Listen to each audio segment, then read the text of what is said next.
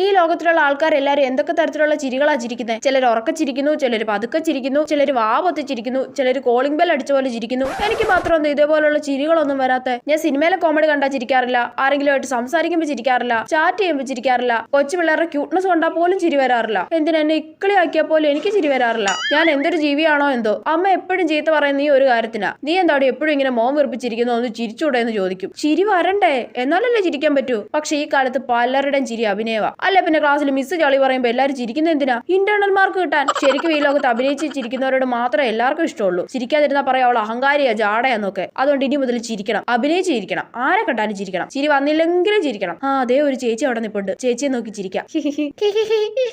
ചേച്ചി തിരിച്ചു ചിരിച്ചു. ഓ, അപ്പൊ ഇങ്ങനെയാണല്ലേ ആളുകളോട് ഇടപഴകേണ്ടത്. മോൾ എവിടെ ഇറങ്ങാനാ? ഞാൻ കോഴിമുക്ക് സ്റ്റേഷനിലാ. ഓ, കോഴിമുക്കിലാണോ? എന്നാ ഒന്ന് എണീക്കോ മോളെ, ചേച്ചി കുറച്ച് സമയം ഇരുന്നോട്ടെ പ്ലീസ്. ഷടാ, ചിരിക്കാതിരുന്നാ മതിയായിരുന്നു.